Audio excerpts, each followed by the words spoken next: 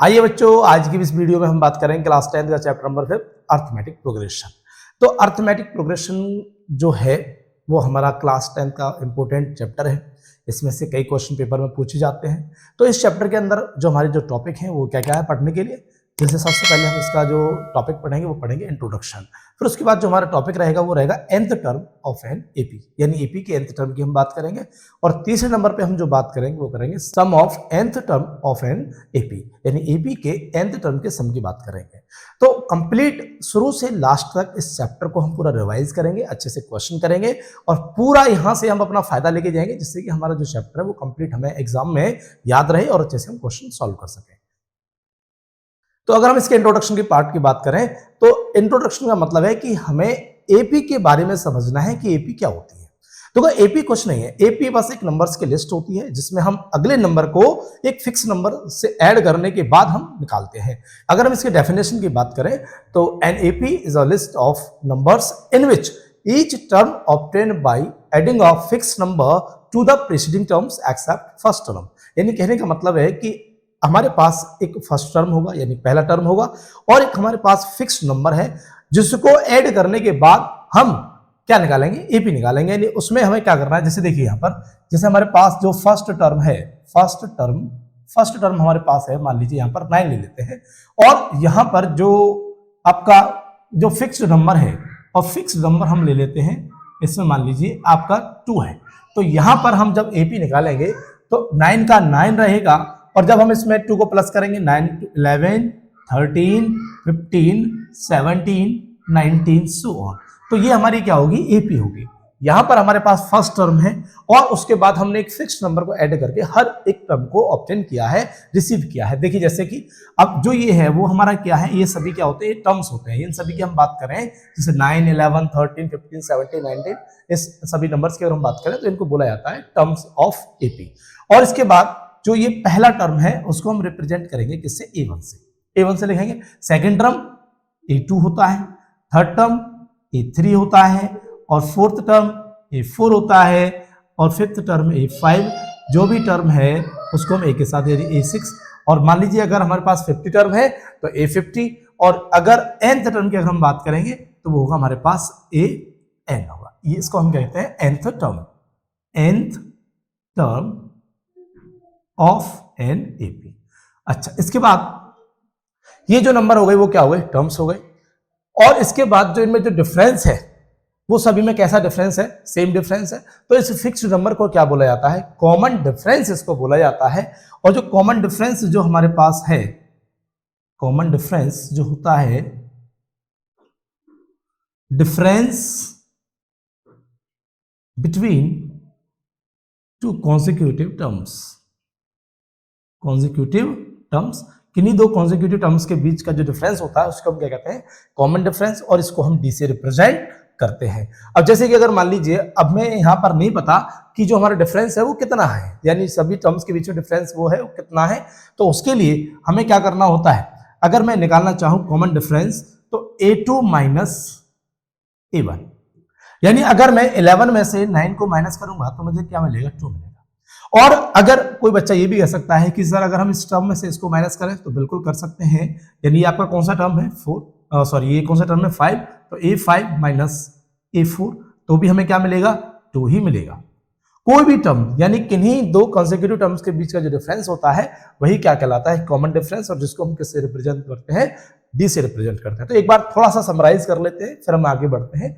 तो देखिए जैसे कि एपी क्या है, एपी एक नंबर्स की लिस्ट है जिसमें हर एक नेक्स्ट नंबर को एक फिक्स नंबर को ऐड करने के बाद रिसीव किया जाता है, ऑब्टेन किया जाता है। तो जैसे कि मैंने यहाँ पे एक एग्जांपल लिखा है 9 11 13 15 17 19, तो ये हमारी क्या है, एक एपी है, क्योंकि यहाँ पे जो फर्स्ट टर्म है वो क्या है, 9 है और फिर सभी टर्म्स के बीच में जो डिफरेंस है वो कैसा है, 2 है। यानी 2 को ऐड करने के बाद 11 मिल रहा है, 11 में 2 ऐड करने के बाद क्या मिल रहा है, 13 मिल रहा है, फिर 13 में 2 ऐड करने के बाद क्या मिल रहा है, 15 मिल रहा है, 15 में 2 ऐड करने के बाद क्या मिल रहा है, 70। तो इस तरीके से हम अपने एपी को जनरेट करेंगे। और अगर हमारे पास एपी है और उसमें से हमें निकालना है कि हमारा वो फिक्स्ड नंबर क्या है, तो फिक्स्ड नंबर को बोला जाता है कॉमन डिफरेंस। कॉमन डिफरेंस बोलने का मतलब यह है कि सभी जो टर्म्स हैं, जो 2 कॉन्सेक्यूटिव टर्म्स हैं, अगर हम किसी भी कॉन्सेक्यूटिव टर्म्स की बात करें तो वहां पर हमें जो डिफरेंस मिलेगा वो सेम मिलेगा। तो इसलिए क्या बोला जाता है, इसको कॉमन डिफरेंस बोला जाता है। जैसे कि 11 में से 9 को माइनस करेंगे तो क्या मिलेगा, 2, 13 में से 11 को माइनस करेंगे तो क्या मिलेगा 2, 15 में से 13 को माइनस करेंगे तो क्या मिलेगा 2, 17 में से 6 को माइनस करेंगे क्या मिलेगा 2, 19 में से 17 को माइनस करेंगे तो क्या मिलेगा 2 मिलेगा। यानी सभी टर्म्स के बीच में, यानी अगले टर्म में से पिछले टर्म को माइनस करने पर हमें क्या मिल रहा है 2 मिल रहा है। तो इसलिए जो आपका जो 2 है वो यहाँ पर कॉमन डिफरेंस है, उसको कॉमन डिफरेंस बोला जाएगा क्योंकि सभी के बीच में जो डिफरेंस है वो क्या है, कॉमन है। और इसको निकालने के लिए मान लीजिए यहाँ पे हमें जानकारी है तो हम इसको बता रहे हैं, लेकिन अगर हमारे पास जानकारी नहीं होगी कॉमन डिफरेंस की, कॉमन डिफरेंस अगर हमें निकालना है तो उसके लिए क्या करना है, किसी भी एक टर्म से उसके पिछले टर्म को माइनस कर देना है और हमें क्या मिलेगा, कॉमन डिफरेंस मिल जाएगा। तो आगे देखिए उसमें अगर हमारे पास एपी का जो फर्स्ट टर्म है ए, और जो कॉमन डिफरेंस हम जिसको बोलेंगे कॉमन डिफरेंस, और कॉमन डिफरेंस है हमारे पास डी, तो हम एपी को जनरेट कैसे करेंगे, यानी जो एपी की जो जनरल फॉर्म होगी वो क्या होगी। देखिए जैसे फर्स्ट टर्म ए, अब हमें जो नेक्स्ट टर्म निकालना है तो उसके लिए क्या करना होगा, हमको फर्स्ट टर्म में कॉमन डिफरेंस को क्या करना है, प्लस करना है, ए प्लस डी, और इसके बाद अगला टर्म निकालने के लिए इसमें हमें डी प्लस करना है, यानी ए प्लस डी, और फिर इसके बाद हमें नेक्स्ट टर्म निकालने के लिए इस टर्म में क्या प्लस करना है, डी प्लस करना है, ए प्लस डी डी। अब यहां देखिए ये फर्स्ट टर्म है और जो सेकंड टर्म है वो क्या रहेगा, ए प्लस डी, और जो इसके बाद जो थर्ड टर्म है वो क्या होगा, ए प्लस 2d, और इसके बाद जो आपका फोर्थ टर्म है वो क्या होगा, ए प्लस 3d, और आगे टर्म क्या बनेगा इसी तरीके से ए प्लस 4d। ठीक है, अब यहां देखिए ये हमारा कौन सा टर्म है, ये फर्स्ट टर्म है, ये फर्स्ट टर्म है, ये कौन सा टर्म है, ये सेकंड टर्म है, यानी इसको हम a1 से रिप्रेजेंट करते हैं, ये हमारा a2 है, ये क्या है a3 है एपी का, ये क्या है a4 है, ये क्या है a5 है, और इसके बाद अगर हमें a6 निकालना है तो क्या आएगा a प्लस 5d, 7 टर्म निकालना है क्या आएगा a प्लस 6d। तो यहां से हम एक चीज ऑब्जर्व कर रहे हैं, जैसे देखिए अगर हम फर्स्ट टर्म की बात करें तो d कितने टाइम्स प्लस हो रहा है, 0 टाइम्स। अगर हम सेकंड टर्म की बात करें तो d कितने टाइम्स ऐड हो रहा है इसमें, 1 टाइम्स। अगर हम इसके थर्ड टर्म की बात करें तो d कितने टाइम्स ऐड हो रहा है, 2 टाइम्स, और अगर हम इसके फोर्थ टर्म की बात करें तो d कितने टाइम्स ऐड है, a के साथ 3 टाइम्स। तो जो भी आपका टर्म है उससे एक कम टाइम्स उसमें d ऐड हो रहा है a के साथ, और वो टर्म निकल के आ रहा है। अगर हम यहां पर बात करें किसकी, नेक्स्ट इसमें अगर हम बात करते हैं इसके 10th टर्म की, तो 10th टर्म के लिए क्या करना हुआ, a प्लस 9d, ये आपका कौन सा टर्म है, इस एपी का 10th टर्म। और अगर हम nth टर्म की बात करें, एपी के nth टर्म की बात करें, nth term of an AP, तो एपी के nth टर्म की बात करेंगे तो जो आपका डी है वो n से एक कम टाइम्स ऐड होगा a के साथ। तो देखिए a प्लस n माइनस 1, यानी n से एक कम, तो n में से एक घटाना है, n माइनस 1, इतने टाइम्स d ऐड होगा a के साथ, तो हमें क्या मिलेगा, nth term of an AP, और इसको हम क्या लिखेंगे, a n is equal to a plus n minus 1 into d. तो ये आपका nth टर्म का फॉर्मूला होगा। तो nth टर्म ऑफ एनएपी की बात करें तो हमारे पास फॉर्मूला है, जैसे कि अभी हमने ड्राइव किया था, a n is equal to a plus n minus 1 into d. अब इस फॉर्मूले से हम किसी भी टर्म्स को निकाल सकते हैं, एपी के किसी भी टर्म्स को निकाल सकते हैं।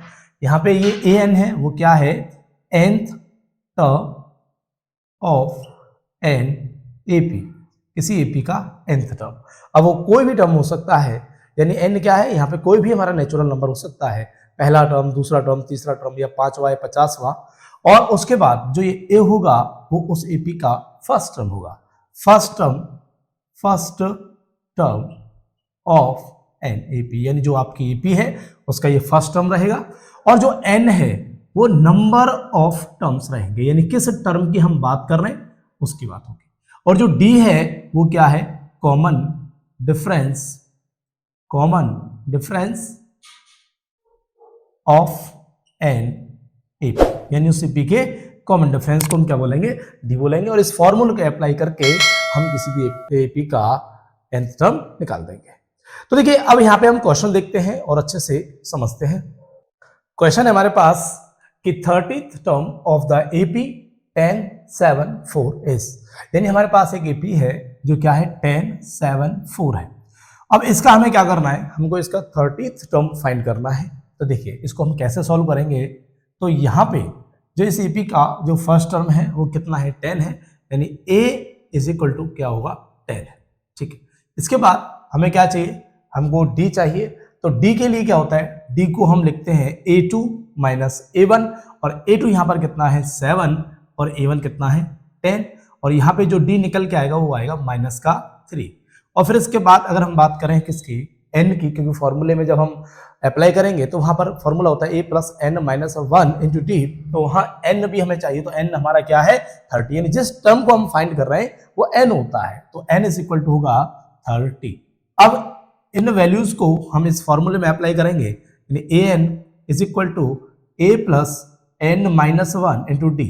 n क्या है 30 है, तो जहां n है वहां 30 पुट करेंगे, इज इक्वल टू a कितना है 10 और 10 प्लस n कितना है, n है 30 और 30 माइनस 1 इंटू डी, और d कितना है हमारे पास माइनस का 3। तो ये होगा आपका 10 प्लस ये 30 में से जब आप 1 को माइनस करोगे तो कितना होगा 29, और 29 इंटू माइनस 3, और ये होगा 10 प्लस माइनस माइनस, और 29 3 से होता है 87, और जब 87 में से हम 10 को माइनस करेंगे कितना आएगा 77, और माइनस वाला नंबर बटा है इसलिए साइन किसका लगेगा माइनस का।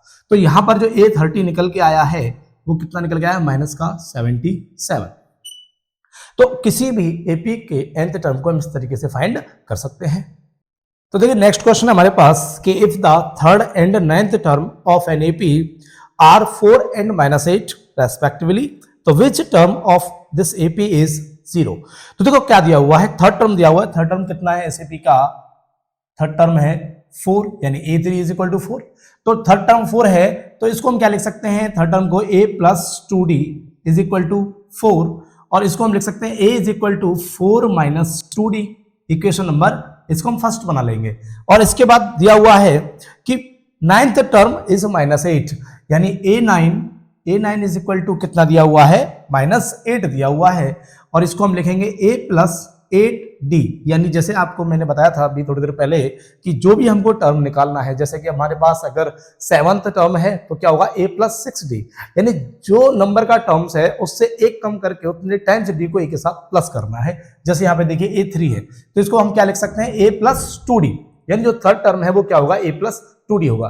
या फिर हम इसको फॉर्मूले में अप्लाई करके भी लगा सकते हैं, a plus n minus 1 into D, और a प्लस n कितना है हमारे पास 3 माइनस 1 कितना होगा 2, तो a plus 2d is equal to 4। और ऐसे ही इसको हमने क्या किया, प्लस 2d को उधर ट्रांसपोज कर दिया, तो कितना होगा 4 minus 2d, equation number first हमारे पास है। अब 9th टर्म दिया हुआ है माइनस का 8, और फिर इसको हम लिख सकते हैं a9 को a plus 8d is equal to -8, और फिर इसमें क्या करेंगे, हम यहां से a की वैल्यू पुट करेंगे, यानी put the value of a in this equation from first equation. तो ये देखिए यहाँ पे लगेंगे हम 4 minus 2d plus 8d is equal to -8, और ये आपका होगा 4 plus 6d is equal to -8, और 6d is equal to -8 minus 4, और 6d इज इक्वल टू होगा -12, और d इज इक्वल टू हमें क्या मिलेगा -2। तो यहाँ पे हमें कॉमन डिफरेंस मिल चुका है जो कि कितना है -2 है। अब इस कॉमन डिफरेंस को इक्वेशन नंबर फर्स्ट में क्या कर देंगे, हम पुट कर देंगे, तो d की वैल्यू यहाँ पे पुट करेंगे तो ये कितना मिलेगा, a इज इक्वल टू, यानी यहाँ लिख दो आप put d is equal to -2 in equation first. तो यहां से हमने d को -2 पुट किया, यानी a is equal to 4 minus 2 into -2, तो ये होगा 4 माइनस माइनस प्लस 2 टू 4, और a हमारे पास कितना है, a हमारे पास है 8। अब इसके बाद इसमें क्वेश्चन में पूछा गया है कि इस एपी का कौन सा टर्म क्या होगा 0 होगा, तो यानी an इज इक्वल टू 0। यहां पे हमें क्या करना है, n निकालना है, यानी हमें टर्म्स बताना है कि कौन सा टर्म 0 होगा, इसका मतलब हमको क्या फाइंड करना है, n फाइंड करना है। तो a प्लस इसको क्या लिखेंगे n minus 1 into d is equal to 0, यानी an आपको 0 दिया हुआ है और n आपको फाइंड करना है, और a कितना निकाला हमने यहाँ पे 8 plus n minus 1 into D हमारे पास कितना है -2 है इज इक्वल टू 0, 8, और ये होगा आपका -2 and minus minus plus 2 is equal to 0, और इसके बाद 8 प्लस 2 कितना हुआ 10, minus 2n plus 10 is equal to 0, minus 2n is equal to minus 10, minus से माइनस कैंसल और n हमें कितना मिलेगा 5। तो यहां पर जो हमें टर्म्स मिला है जो कि 0 होगा इस एपी का, वो कौन सा होगा 5। तो फिफ्थ टर्म वो टर्म है जो इस एपी का क्या मिलेगा हमको 0 मिलेगा। आइए हम नेक्स्ट क्वेश्चन की बात करते हैं। नेक्स्ट क्वेश्चन है हमारा, Subbarao started work in 1995 at annual salary of rupees 5,000 and received an increment of rupees 200 each year. In which year did his income reach rupees 7,000? देखिए क्वेश्चन हमसे क्या कह रहा है, क्वेश्चन कह रहा है कि सुब्बाराव वर्क स्टार्ट करता है 1995 में और उसकी जो एनुअल सैलरी है वो स्टार्ट होती है कितने 5,000 रुपीज से, यानी जब से वो वर्क करना स्टार्ट करता है उस टाइम उसकी जो सैलरी होती है वो होती है 5,000 rupees and received an increment of 200 rupees each years, यानी हर साल जो उसकी सैलरी में जो इंक्रीमेंट होता है वो कितना होता है 200 रुपए का होता है, 200 रुपीज का इंक्रीमेंट होता है हर ईयर। फिर इसके बाद बताना है कि इन विच ईयर, यानी कौन से वर्ष में did his income reach rupees 7,000, यानी कौन से वर्ष यानी किस सन में जाकर आप जो उसकी सैलरी है वो कितनी होगी 7,000 रुपीज होगी। तो इसमें हमको क्या दिया हुआ, देखो जहां से सैलरी स्टार्ट हो रही है यानी जहां से स्टार्टिंग होती है वो हमारा कौन सा टर्म होता है फर्स्ट टर्म होता है। तो इसलिए हमारे पास यहां पर जो फर्स्ट टर्म है वो कितना होगा 5,000, यानी ए हम कह सकते हैं हमारे पास कितना है 5,000 है। इसके बाद अब उसमें जो इंक्रीमेंट हो रहा है यानी हर साल कितना इंक्रीमेंट हो रहा है 200 का हो रहा है। जैसे मान लीजिए अब जहां से उसने स्टार्टिंग की 5,000 से, फिर नेक्स्ट ईयर 200 का इंक्रीमेंट हुआ तो फिर कितना होगा 5,200, फिर उसके बाद फिर 200 का होगा 5,200 प्लस 200 जो कितना होगा 5,400। तो उस तरीके से हर ईयर 200 रुपीज का इंक्रीमेंट होता है। तो यहां पर जो कॉमन डिफरेंस जो रहेगा वो कितना होगा 200 का होगा। और फिर इसके बाद यहां पे बोला गया है कि जो उसकी इनकम है वो 7,000 कब होगी, तो कौन से सन में जाकर होगी। तो पहले हमको ये पता करना है कि कितने साल बाद तो उसकी जो इनकम है वो 7,000 होगी। यानी यहाँ पे हम अगर एपी को बनाते हैं तो देखिए जैसे 5,000 ये हमारा फर्स्ट टर्म है, फिर उसके बाद 200 इंक्रीमेंट होता है तो ये 5,200, फिर 200 का इंक्रीमेंट होता है 5,400। इस तरीके से हमारे जो इंक्रीमेंट हो रहा है कहां तक 7,000 तक। तो 7,000 जब उसकी सैलरी होगी तो किस सन में जाकर होगी ये हमें बताना है। तो ये हमारे पास जो होगा वो एन है और एन हमारे पास कितना है 7,000। अब हम यहाँ पे जो फाइंड करना है हमको वो फाइंड करना है एन निकालना है। तो देखिए उसके लिए क्या करना है, एन का फॉर्मूला अप्लाई करेंगे। एन इज इक्वल टू दिया हुआ है 7,000, तो यहाँ पे लिखेंगे a plus n minus 1 into d is equal to 7,000 और ए कितना है, ए है हमारे पास 5,000 प्लस एन हमको फाइंड करना है कि कितने साल बाद जो उसकी सैलरी होगी सुब्बाराव की वो 7,000 होगी। तो यहां पे n माइनस 1 इंटू डी कितना है, डी है हमारे पास 200 इज इक्वल टू 7,000। अब इसके बाद इसको सॉल्व करेंगे 5,000 प्लस 200 n माइनस और माइनस 200 इज इक्वल टू 7,000। फिर इसके बाद इसको सॉल्व कर लेंगे तो इसमें से इसको माइनस करेंगे तो ये होगा 200, ये तो n हो जाएगा इतना एज इट रहेगा और यहाँ बचेगा आपका प्लस में 4,800 इज इक्वल टू 7,000 और फिर इसको उधर ट्रांसपोज कर देंगे 4,800 और इसको माइनस जब हम करेंगे तो हमें मिलेगा 200 n इज इक्वल टू, और इसको जब माइनस करोगे आप 0,022 तो n is equal to 2,200 upon में कितना होगा 200, 0 से 0 कैंसिल और इसको काटेंगे कितने टाइम्स 11 टाइम्स, तो n इज इक्वल टू क्या आ गया 11। यानी कितने साल 11th ईयर में जाकर सुब्बाराव की जो सैलरी होगी वो कितनी होगी 7,000 रुपीज होगी। ऐसे क्वेश्चन में हमें सबसे पहले ये देखना होगा कि इसमें ए क्या है, फिर उसके बाद जैसे कि इसमें बोला गया था कि 5,000 से उसकी सैलरी स्टार्ट होती है तो यहां पर ये ए है फर्स्ट टर्म है एपी का। फिर उसके बाद हर साल 200 रुपए का इंक्रीमेंट होता है, 200 रुपीज का इंक्रीमेंट होता है। इसका मतलब हर साल सेम नंबर ऐड किया जा रहा है, सेम वैल्यूज ऐड की जा रही है। तो इसका मतलब वो क्या है हमारा कॉमन डिफरेंस है डी है। फिर उसके बाद बात हो रही है कि जो 7,000 है वो कितने साल में जाकर उसकी इंक्रीमेंट यानी जो उसकी जो सैलरी है 7,000 होगी। तो यहां पर ये जो होगा वो हमारा क्या होगा ए एन होगा, यानी जो लास्ट टर्म है या nth टर्म है। इसके बाद फिर हमने क्या किया, ए एन इज इक्वल टू 7000 और एन का फॉर्मूला अप्लाई किया और उनकी वैल्यू पुट की। फिर उसके बाद हमने जो निकाला एन कितना निकाला 11, यानी 11th ईयर में जाकर उसकी जो सैलरी होगी वो 7000 रुपीज होगी। अब देखते हैं कि एस एन यानी sum of nth term of an A P क्या होता है। देखिए एस एन का फॉर्मूला है हमारे पास, S n is equal to n by two in bracket 2a plus n minus 1 into d, ये होता है। या फिर अगर हमारे पास nth टर्म दिया हुआ है या लास्ट टर्म दिया हुआ है तो उसके लिए हम फॉर्मूला लगाते हैं S n is equal to n by two into में ए प्लस ए एन, या फिर ए एन को हम क्या लिख देते हैं ए प्लस एल, यानी लास्ट टर्म इसको हम लिख देते हैं। तो ये एस एन के फॉर्मूले हैं, या तो ये लगाते हैं आप या फिर ये लगाते हैं। देखिए यहाँ पर अगर हम इस फॉर्मूले की बात करें तो इसमें एन क्या है, जो इस टर्म का हम सब निकालना चाहते हैं जितने टर्म्स का वो होगा एन, और ए फर्स्ट टर्म ऑफ एपी रहेगा, जो एपी है उसका फर्स्ट टर्म है, एन वही है आपका जो टर्म्स है जिसकी हम बात कर रहे हैं, जिसका हम सब निकालने की बात करेंगे, और डी क्या होता है common difference of the AP. तो यहाँ पर जो ए एन है वो nth टर्म ऑफ एपी है, जिस एपी का हम सब निकाल रहे हैं उसका nth टर्म यानी nवां टर्म कौन सा है वो लगेगा, या फिर एल हम उसको लिख सकते हैं, यानी लास्ट टर्म ऑफ एपी। इस क्वेश्चन को देखते हैं, फॉर्मूले को अप्लाई करना हम सीखेंगे। तो एपी हमारे पास 2 7 12 और हमें इस एपी के सभी टर्म्स का सम निकालना है, और कहाँ तक निकालना है 10th टर्म तक निकालना है। तो देखिए यहाँ पर ए जो है वो कितना है 2 है, और जो डी रहेगा वो डी कितना रहेगा, यानी बी में से ए को माइनस कर दो या सेकंड टर्म में से फर्स्ट टर्म को माइनस कर दो, 7 माइनस 2 जो कि कितना आएगा 5 आएगा।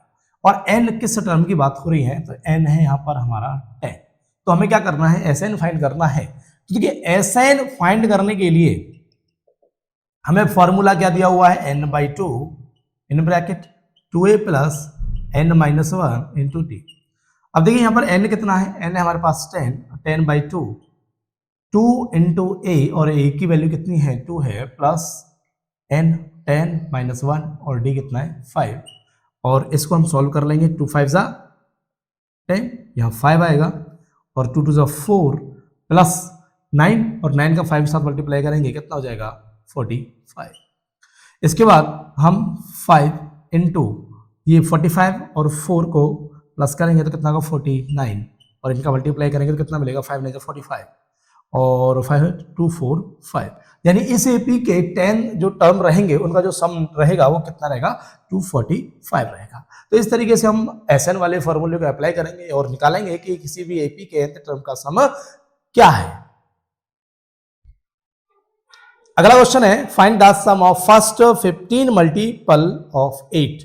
हमें क्या करना है कि जो फर्स्ट 15 मल्टीपल है 8 के उनका हमको सम निकालना है। तो देखिए इसको हम कैसे करेंगे, मल्टीपल का मतलब होता है कि वो नंबर जो उसकी टेबल में आते हैं। जैसे 8 के मल्टीपल की अगर हम बात करें तो जो 8 के टेबल में आते हैं, तो फर्स्ट मल्टीपल क्या होगा इसका 8, सेकंड मल्टीपल क्या होगा 16, फिर क्या होगा 24, यानी 8 की टेबल को पढ़ते जाएंगे और इसके मल्टीपल निकलते चले जाएंगे। तो हमको फर्स्ट 15 मल्टीपल का सम निकालना है जो किसके मल्टीपल है 8 के मल्टीपल है। तो यहाँ पे हम पहले हम एपी को बना लेते हैं। तो फर्स्ट मल्टीपल 8 का कितना 8, सेकंड कितना होगा 16, थर्ड कितना होगा 24। तो वैसे ही हमको कितने मल्टीपल्स का सम निकालना है 15 मल्टीपल्स का सम निकालना है। तो ए हमारे पास यहाँ कितना है 8 है, और जो डी रहेगा वो b माइनस ए या a2 माइनस a1, तो 16 माइनस 8 कितना आएगा 8, क्योंकि सभी में कितने का डिफरेंस रहेगा 8 का डिफरेंस रहेगा। उसके बाद n यानी कितने मल्टीपल की बात कर रहा है 15 मल्टीपल की बात कर रहा है। तो हम यहाँ पे एसएन निकालेंगे, तो Sn is equal to formula apply करेंगे n/2 in bracket 2a plus n minus 1 into d. तो S15 यानी कितने टर्म्स की बात हो रही है 15 टर्म्स की बात हो रही है, तो S15 15/2 ब्रैकेट 2 इंटू ए कितना है 8 प्लस n 15 माइनस 1 और d कितना है 8 है। फिर इसके बाद क्या करेंगे हम इसमें 15/2 2 8 जा 16 प्लस 14 इंटू 8 तो कितना होगा 112। फिर इसके बाद करेंगे हम 15/2 दोनों को प्लस करेंगे 128, और जब इसको आगे सॉल्व करेंगे 15/2 इंटू 128 और इसको इससे कैंसिल करेंगे 2 6 जा 12 2 4 जा 8, और फिर इसका 15 का इसके साथ मल्टीप्लाई करेंगे 15 4 जा 60 और 9 96, यानी 960 जो रहेगा वो 8 के 15 मल्टीपल्स का सम रहेगा। तो नेक्स्ट क्वेश्चन है हमारे पास, if the sum of first 7 term of an AP is 49 and that of 17th term is 289, यानी जो 7 टर्म का सम दिया हुआ है वो कितना दिया हुआ है 49, यानी एक एपी है और एपी के 7 टर्म यानी फर्स्ट 7 टर्म का जो सम है वो कितना है 49, यानी S7 इज इक्वल टू 49। तो इसको कैसे खोलेंगे, फॉर्मूला खोल लेते हैं इसका, n/2 यानी 7/2 ब्रैकेट में 2a प्लस 7 यानी n कितना है 7, 7 minus 1 d is equal to 49 और इसको 7/2 2a plus 6d is equal to 49 और इसको यहाँ से हम क्या करते हैं 2 कॉमन ले लेते हैं, तो 7/2, तो यहाँ से 2 कॉमन लिया तो कितना बचा a plus 3d is equal to 49, 2 से 2 कैंसिल और 2 मल्टीप्लाई उधर डिवाइड में चला जाएगा तो a प्लस 3d कितना होगा 7 7 से 49 7 और यहाँ से हम a की वैल्यू निकाल लेंगे, a is equal to 7 minus 3d और ये हमारी क्या हो जाएगी इक्वेशन नंबर फर्स्ट। और इसके बाद क्या दिया हुआ है इसमें दिया हुआ है 17th टर्म का सम कितना दिया हुआ है 289 और फिर हमें करना है कि nth टर्म का सम कितना होगा, यानी 17th टर्म का जो सम है वो कितना है 289। तो इसको भी उसी तरीके से सॉल्व कर लेंगे, 17/2 2a plus 17 minus 1 into d is equal to 289 और यहां से देखिए हमें ये 70/2 और यहां से मिलेगा 2a plus 16d is equal to 289 और यहां से 2 कॉमन लेके 2 से 2 को कैंसिल कर देंगे और 17 को इधर मल्टीप्लाई से डिवाइड में पहुंचा देंगे। तो इसको हम लिख लेते हैं, पहले यहाँ पे लिख लेते हैं 17/2 इंटू में 2 यहाँ से कॉमन लिया है और कॉमन लिया है तो क्या होगा a plus 8d is equal to 289, 2 से 2 कैंसिल होगा, a plus 8d is equal to 289/17। तो जब आप इसको डिवाइड करोगे तो कितना मिलेगा 17, तो a plus 8d is equal to 70। अब यहां पे क्या करना है, हमारे पास दूसरी इक्वेशन है और इस इक्वेशन में यहां से जो हमने फर्स्ट इक्वेशन बनाई थी a की वैल्यू को यहां पे रख दें उठा, यानी put the value of a, put इस सेकंड इक्वेशन इसको हम मान लेते हैं, put the value of a in equation second from equation first, यानी इक्वेशन फर्स्ट से a की वैल्यू को लेना है और कैसे पुट करना है इक्वेशन नंबर सेकंड पुट करना है। तो यहां पर a की वैल्यू है 7 माइनस 3d, तो जहां पर a है वहां लिखेंगे 7 माइनस 3d प्लस ये ऑलरेडी क्या है यहाँ पर 8d इज इक्वल टू 70, तो 7 plus 5d is equal to 17 और 5d is equal to 17 minus 7 is equal to 10, तो d हमें कितना मिलेगा यहाँ पर 2, तो d हमारे पास कितना है 2 है और यहां से हमें क्या निकालना है, अब a निकालना है क्योंकि हमसे पूछा गया है कि सम ऑफ nth टर्म, यानी दिया हुआ था कि 7th टर्म का सम है 49 और 17th टर्म का सम कितना है 289 और हमें निकालना था कि nth टर्म का सम क्या होगा। तो nth टर्म का जब हम सम निकालेंगे तो किसी भी टर्म का सम निकालने के लिए हमारे पास a होना चाहिए, फर्स्ट टर्म कॉमन डिफरेंस होना चाहिए और n, तो यहां पर d है तो यहां से हमें a और निकालना है, तो put d is equal to 2 in equation first में इसको हम पुट कर दें, फर्स्ट में कर दिए सेकंड में कर दो, कहीं पुट कर सकते हैं, तो यहां पुट करेंगे तो a is equal to 7 minus 3 into 2, 7 minus 6 is equal to 1, यानी a हमारे पास कितना आया है 1 निकल के आया, a आ गया d आ गया। अब हमको क्या करना है Sn निकालना है, तो Sn के लिए देखो यहां पे इसको कर देता हूं, तो Sn इज इक्वल टू क्या होता है, यहां पे Sn का जो फॉर्मूला है वो क्या है n/2 in bracket 2a plus n minus 1 into d, तो n का n रहेगा n/2 और 2 इंटू a कितना है 1 है, तो 2 इंटू 1 कितना होगा 2 प्लस n माइनस 1 और d हमारे पास यहाँ कितना है 2 है इंटू में 2, थोड़ा सा स्पेस की कमी है इस वजह से मुझे ऐसा करना पड़ रहा है, तो n/2 और इसके बाद 2 प्लस 2n माइनस 2 और यहाँ प्लस माइनस की जो 2 है कैंसिल हो जाएंगे आपस में, तो n/2 इंटू 2n, 2 से 2 गया, n इंटू n करा तो कितना गया n स्क्वायर, तो जो Sn निकल के आया है वो कितना है n स्क्वायर, यानी nth टर्म का जो सम रहेगा यहाँ पर वो क्या रहेगा n स्क्वायर रहेगा। तो इस वीडियो के अंदर हमने इस चैप्टर नंबर 5 यानी अर्थमेटिक प्रोग्रेशन को कंप्लीट किया। इंट्रोडक्शन देखा, nth टर्म देखा, सम देखा, किसी भी हम एपी के nth टर्म का सम कैसे निकालेंगे। अगर आपको वीडियो अच्छी लगी हो तो वीडियो को लाइक जरूर करें, अपने दोस्तों के साथ ज़्यादा से ज़्यादा शेयर करें, और अगर अभी तक आपने हमारे चैनल को सब्सक्राइब नहीं किया है तो चैनल को सब्सक्राइब कर लें। Thank you.